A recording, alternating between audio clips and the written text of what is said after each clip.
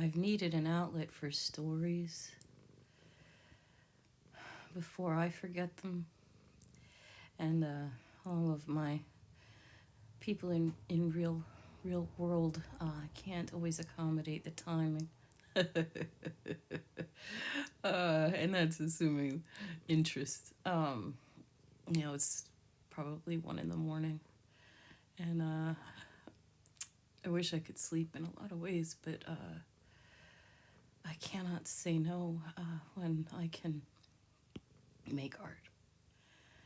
And yet I am always so full of story and thought and just the desire to talk. It had been my dream to create this wonderful group of artists where you wouldn't have to work alone. You could always work either with somebody just working silently beside you, like there would be designated areas for conversation while working and fuck off, and that everybody would have their own private place to go, where they could either have the curtains open so people could observe them but not, ask questions, or maybe even ask questions but in such a way that the artist would get it later and be able to respond if they desired. So like every level of artistic need, because one of the things that helps me maintain flow, especially when I'm in a shit ton of pain, like one would be somebody who could bring me beverage when I need it. Yeah, whatever. I can do that on my own. I actually let myself have McDonald's again. I could barely eat any of it, but it's kind of nice because it, tastes the same no matter what direction it's going. But as I've been making these videos, it's alternating between a lot of gastric intestinal rage, apparently. So if these videos that I'm posting tonight seem particularly strange, just know it's because of that. And also you may hear Martin purring in the background. He's just glad I've stopped, cursing on the toilet. Anyway, I've been thinking so much about my brother lately, and just the ordeal of my mother's passing as white, and yet I totally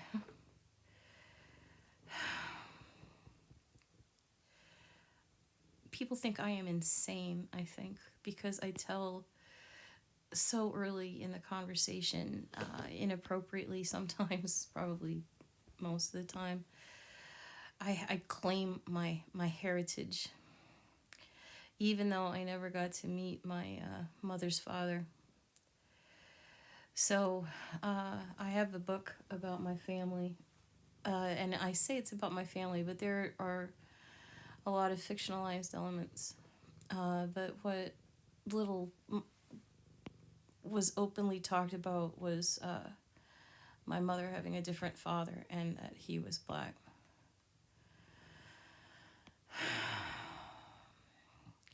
The rest I basically wheedled out of people, especially at funerals and the occasional wedding.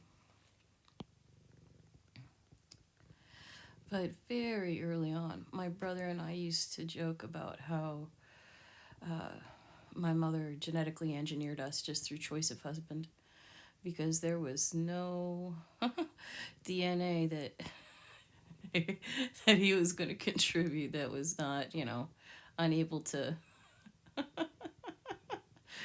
unable to reinforce whatever white ancestry my mother claims and claimed. I'm sorry. And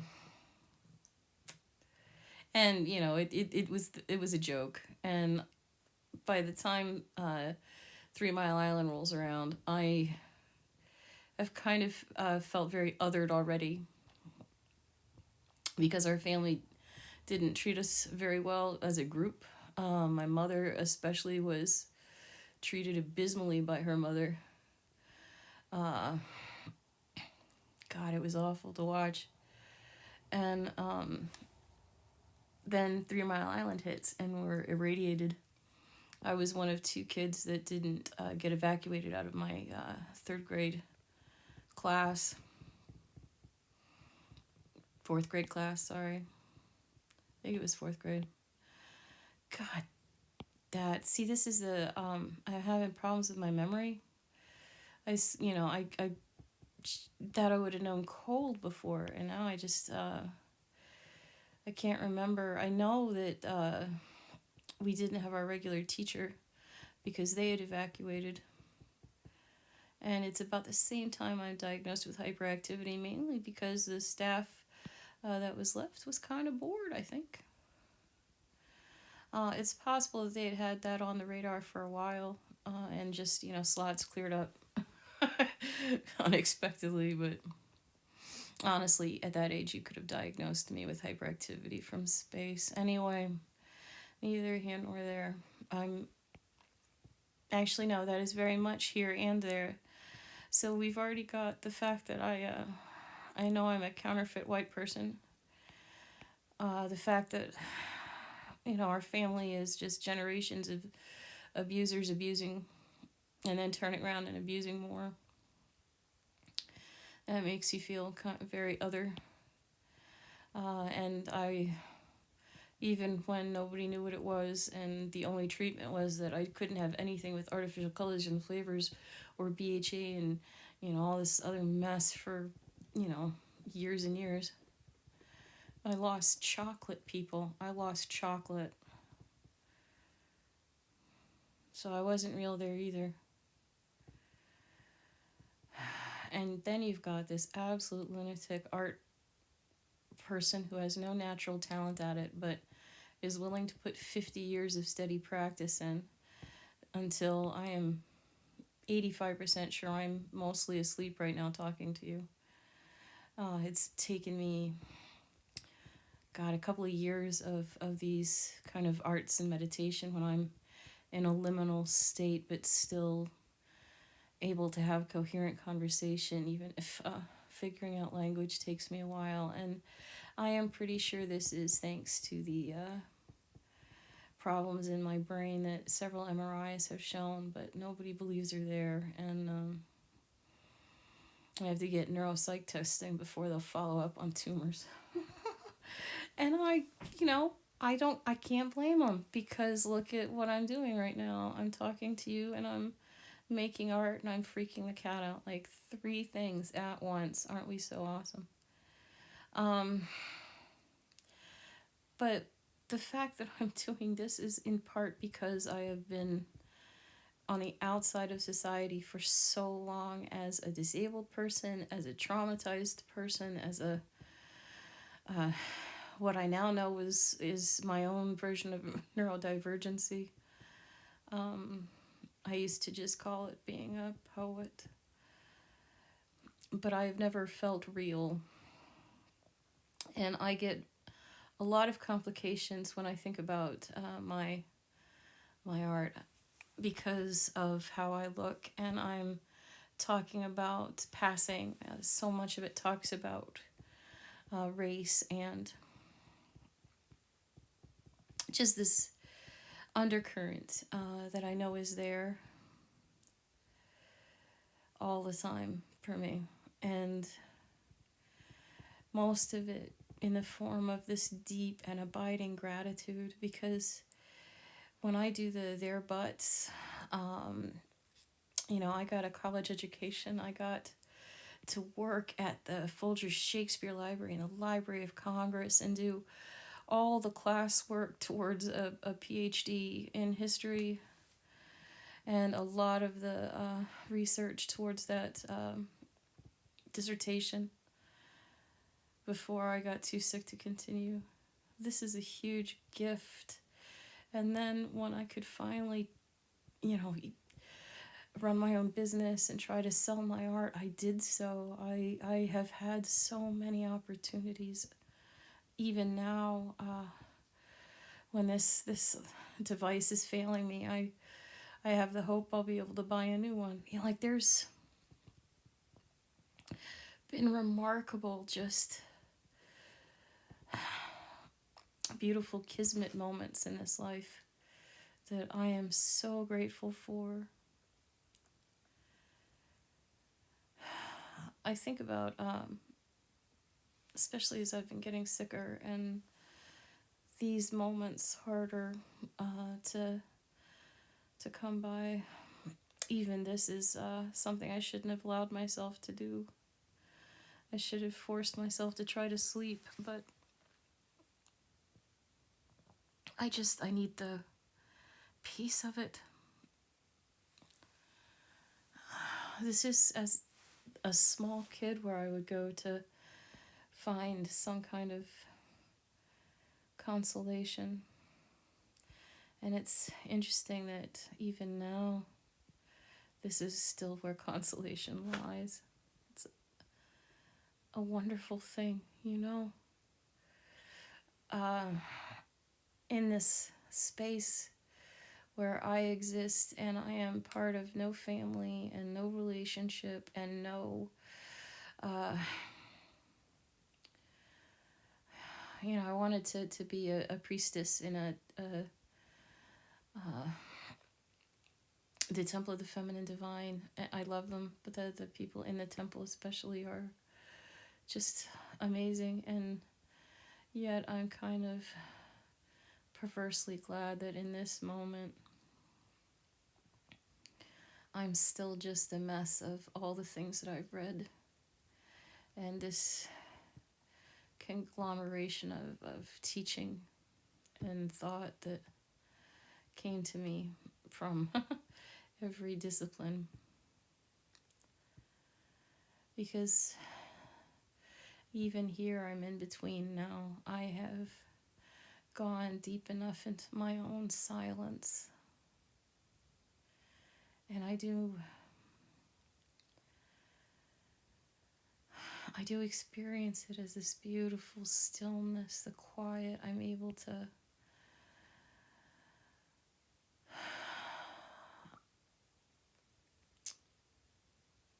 to exist with all of the madness of sensation in this kind of pain and the trauma that keeps wanting to pop its head up, and the hours and hours alone when I am a creature of the body and of I love pottery.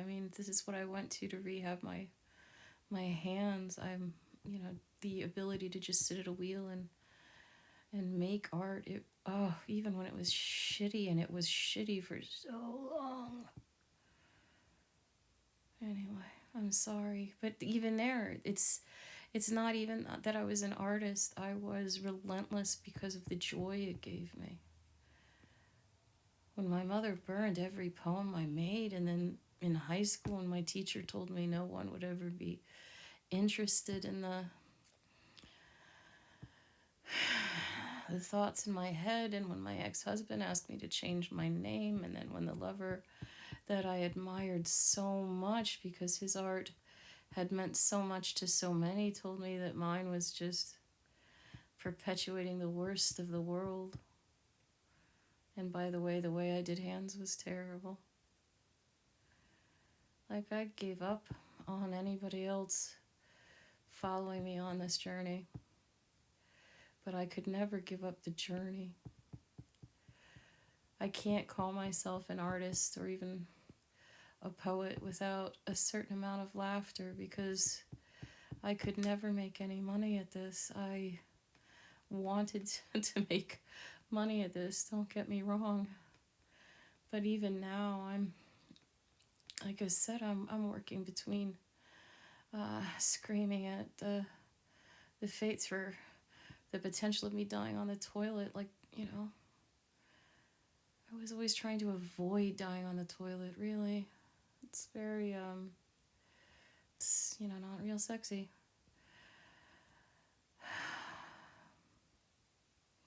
And I don't actually think I'm going to die on the toilet. This is where it's terrible. I am an artist, and I am prone to a certain amount of hyperbole.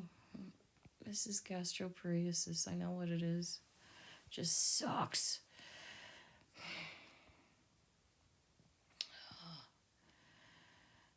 And I just wish I could get treatment. Like the fact that I am asleep and drawing screams to me that maybe I should see a neurologist. But at the same time, if they said to me, you could be completely pain-free tomorrow, but you would never paint or write a poem again, I would I would say, I would beat them off with sticks. I would make them run. This is my joy. This is what I feel like I have to tell people, because I am nothing. I am in between everythings. It's almost like where I live. I'm in between 3 different population centers and beside 2 small towns, like 3 small towns, I'm sorry. So 3 cities and 3 towns, but I'm just at that epicenter where no one will come to visit you, because you're just that enough far away. And I didn't know about that before I moved to Maine. It would have been a consideration had I known. But even that, like, there's such quiet in my life, and I'm so grateful. I don't think that without this house and this solitude that was provided by both disability and pandemic, I think I'd probably be in the same place of joy, but I don't know that I would understand the true blessing it is when you have to build it all out of kind of humble experiences. I do not enjoy the way that I'm feeling, and today I should, like, I can always argue that if I had more energy and more support, I would make different decisions. That's absolutely true. I would, doubtless, if I had money, I would make different decisions. If I could buy my own MRI. Not the machine, just the test. I would have done that ages ago, but there's no way to do that. And I am in this state where I am alive, but people won't even wear a mask to save those like me. And, I'm in this area where you can almost feel the ambient love of people's large families and whatnot. I don't think it even occurs to them that I am alone. I don't think it's on the radar. Even when they know that I am, I don't think it's able to be comprehended fully. That was the big lesson so far of this year. That is really the subject of this. This is the subject of this TED Talk. I had always thought that at least, as obtuse as, white feminist artists can be, I have met a few. I am including myself in this. I have raced so far and so fast for knowledge, and I didn't even think about how much of it was appropriated and stolen, and I had no right to. I really didn't, and I feel very terrible about that. But at the same time, I can remember moments of great inclusion by people inside the culture. So maybe it's not as bad, but I'm never gonna know at this point. I won't remember that I made this video tomorrow. I think that's also going to take us exactly to the third point of this, is I'm failing fast enough with my memory that if I don't write it down or record it, I lost it. And it's bizarre. I, again, would think a neurologist would be fascinated, but the lessons in these liminal states that I learned, the epiphanies that I then reread and record, or just as I have the past to listen to them for YouTube, and I have the feeling the lesson might penetrate slightly better. But even if no one listens to me, even if I have to just babble off to the cat or listen to my inner narrator go on about production costs, it doesn't matter. The lessons still seem to penetrate into my working life. I am spending so much beautifully awake and somewhat annoyed times in lines trying to drive a couple of miles to the grocery store. Tomorrow I'm going to have two meetings, one with a social worker, one with hopefully someone who can help me with this disaster of a house. And I have no idea if I'll be coherent then. I'm in some ways so much more coherent right now because I'm actually able to combat the pain slightly. I'm sorry, I shouldn't be whining. We are talking about privilege in a lot of ways here. The fact that I'm doing this, I have no idea where this painting's going to go. This background is really amazing me. That's a privilege. I'm not having to make art to make money anymore because I'm frankly too disabled to even believe that I could do it. I use disabled and chronically ill interchangeably right now because right now it's so much of a mess of both that I don't know. I don't even know how I'm telling the difference some days. I don't think I am, actually. So I'm having a very hard time, as I normally do. This was something that annoyed my a former person I loved dearly.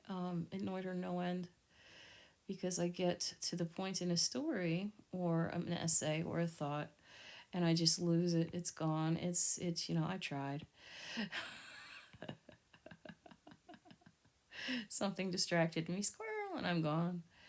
And this is probably just ADHD from that time when I was diagnosed with hyperactivity at 9. It's probably the same problem, but it's just so much more intractable because I'm constantly fighting pain for focus.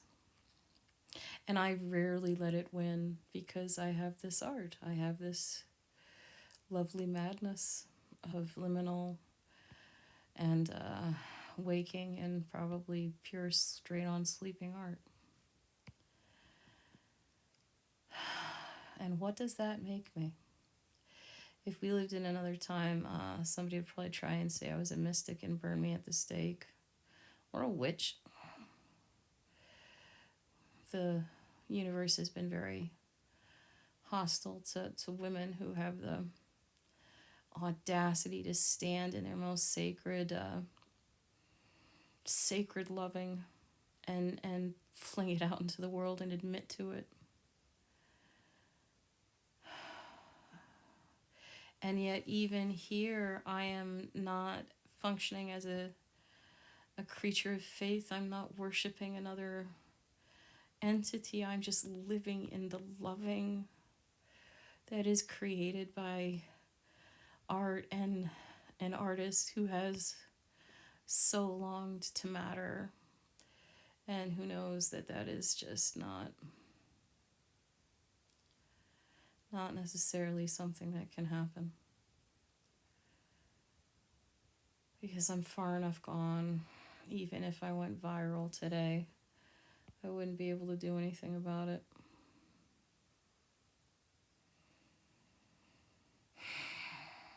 And it doesn't matter. That's the thing. That's what I want to tell you. I am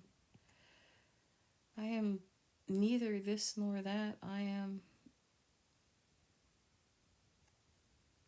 expendable to my society, but I am also love and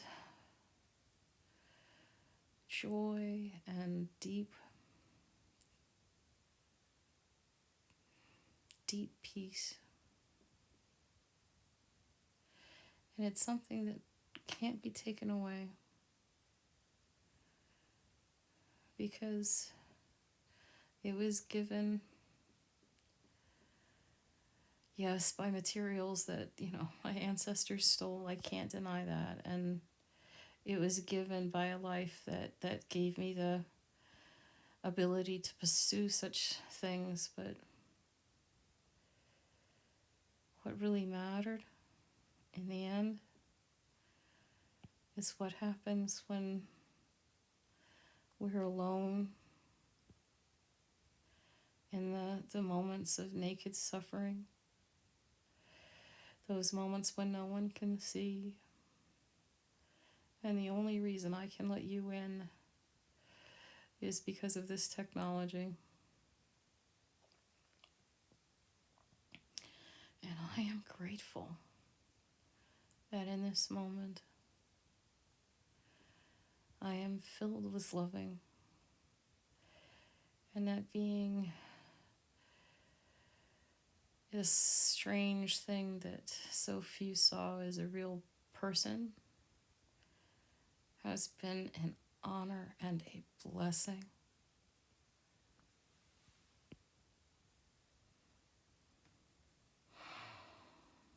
It would have been easier if there had been, a community, or frankly, it could all be on me. I could have just been so broken down and damaged that no one could have helped me at that point. But it would have been easier if it had been there. But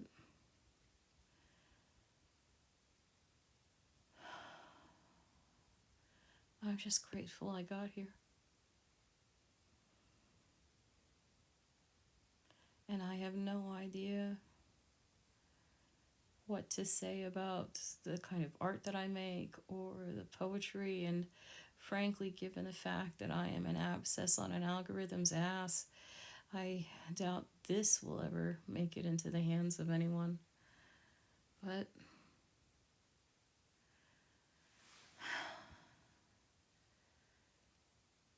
I sat with my joy long enough that it remade me. And it didn't have to be art, it just was for me. And this doesn't hurt anyone.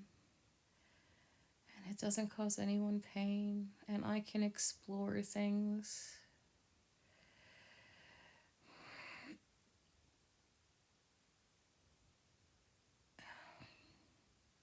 This has been my truest love. And I'm grateful. And that's the meditation. That's the gift that I have, that I can give.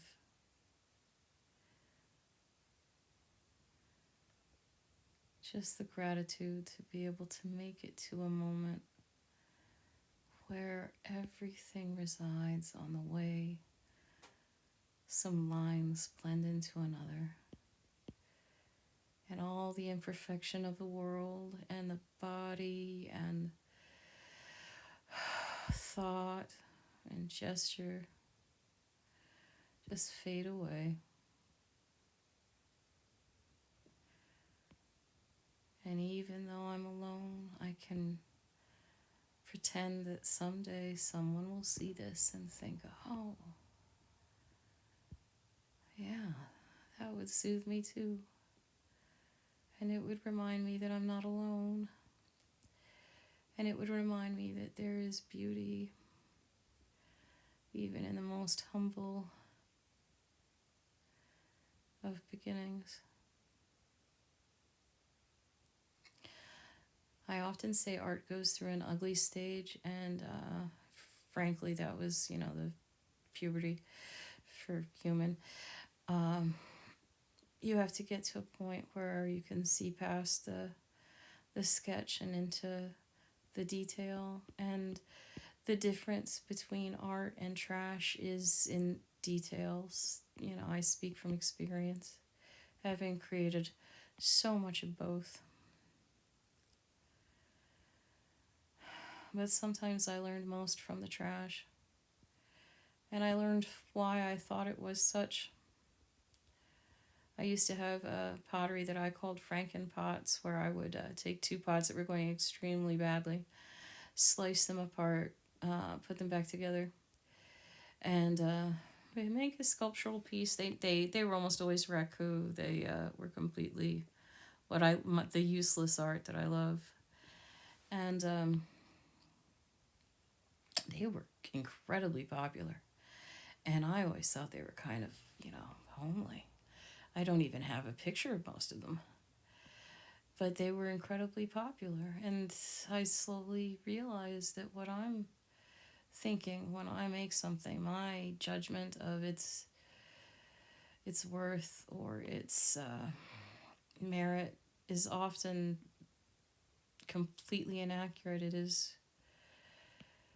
this product of my shame and my pride. Like sometimes I'm just so glad I've mastered a new brush, or I figured out, like I just recently figured out that part of my problem with hands and thumbs is my problem with left and right, and getting spirals to go in the same direction. Like just understanding it was the same mechanism at play is going to make it, if not easier to understand, or easier to deal with. It'll at least make it easier to understand. I wouldn't have had time to figure any of this out if the world hadn't just told me to fuck off. This to my ex-husband was unremitting misery. To my closest friend, it was the biggest burden. I asked of her to listen to this kind of conversation. I never even tried it with my mother. I mean, she burned the poems that she lost the right. She could read my papers for college, and then that was it. I was never going to show her anything. Once they stopped contributing to my education, they lost the right.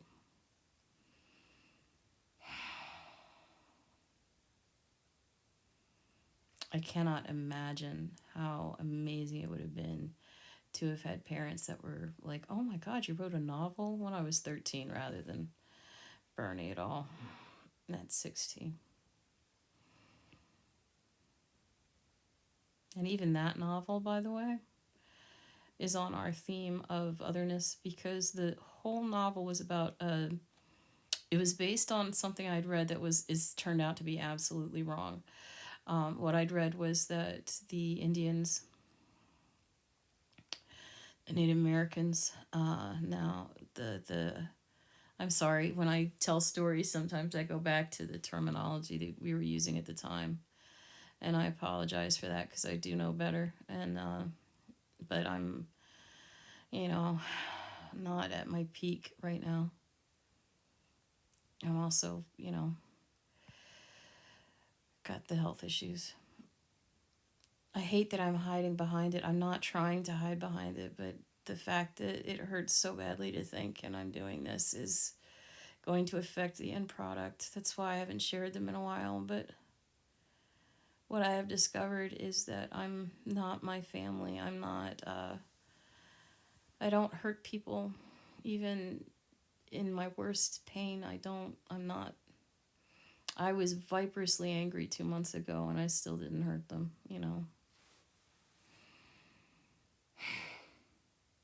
Oh God, I was talking about art.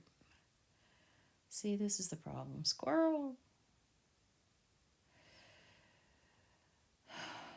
See, I used to hope that, if I could talk to my husband, he could get me back on track, but he wasn't listening, so that didn't help. And I still love him, stupid. I'm so glad we're not married, by the way. I'm so glad he is someone else's, issue. But he definitely, I love the fact that he thought about things so differently than me. His idea of God being inside the space between, you know, subatomic particles, between, inside the atom. That is a fabulous idea. But even here, I'm not attached to it. I stopped being attached to any dogma. There have been nights that I've gone deep enough into this piece that I realized that what mattered to me is this source of love within. This quiet. It's where my art comes from. It's where I hide myself. When I talk about being a poem, it's because I feel more alive and more loved right now. In a house filled with trash, and I'm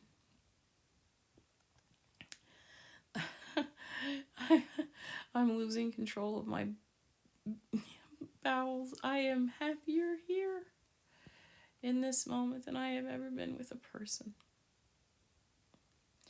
Because here I am forgiven for all of that humbling, humiliating humanity.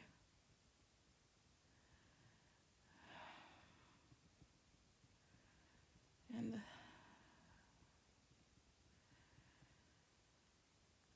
I have this hope that maybe someday someone will see this and think, oh, that's not a bad drawing. And maybe somebody will listen and think, oh, maybe the things that give me peace and joy and love matter, even if everyone in my life has told me that they're not worth anything. Because, it isn't. I've never made a profit.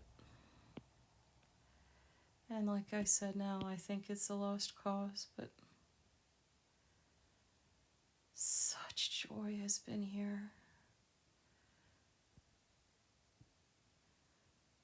Such intense and abiding delight that I am one of the most blessed people that has ever been. And I know it.